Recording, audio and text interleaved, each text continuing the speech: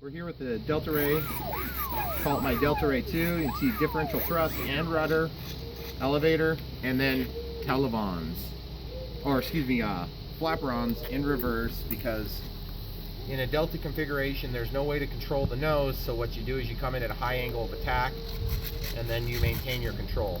I had to trick my DX8i into doing that by turning on a different wing type, setting up the flap system, and then going back into the original setup so that I could do the Delta configuration, which I think they call elevons.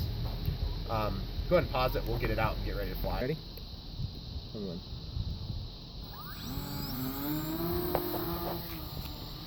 Whoa, a little hoppy doppy there. Roll rate's awesome on this thing. The rudder is a little bit weird because it just rolls the airplane. So if you're thinking of doing a rudder, save yourself the time and don't. It's cool, but it's not really that effective. And if you try to mix in a contrary input from the elevons, it really screws up the flight characteristics a lot.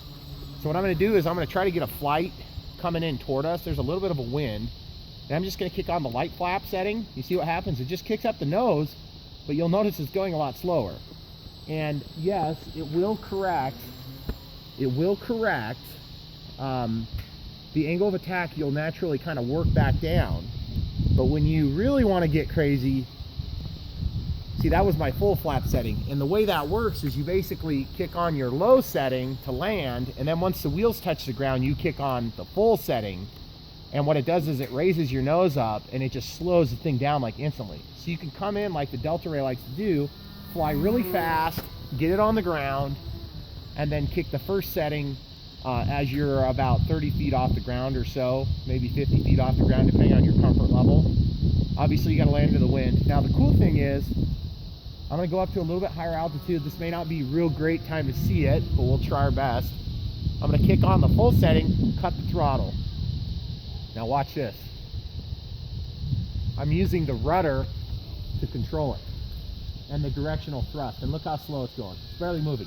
Problem is the torque roll from the onset of turning the motors on it creates a little bit of an adverse yaw effect, and it's hard to control. So it takes a second to get the speed back up when you want to regain a full control with the elevons.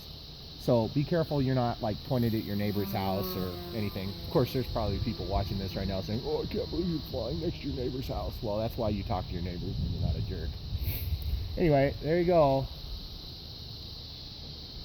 So the televons are now acting as flaperons, and I'm flying at 30% throttle. I'm going to kick those back off. You notice the nose drop. I'm going to come into the wind. I'm going to bring it in for a landing. And that's one of the common problems I have with this particular plane, is just because it's not a flap that you can counter, with an elevator. You can't increase the lift and drag at the same time because you can't control the nose. Now, yes, you could put I'm forgetting the canards on the nose, which would be really cool, and I might do it someday.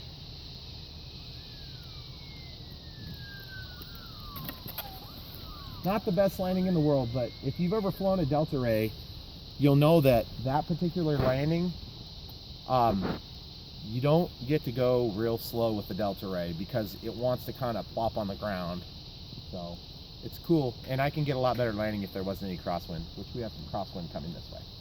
That's about it.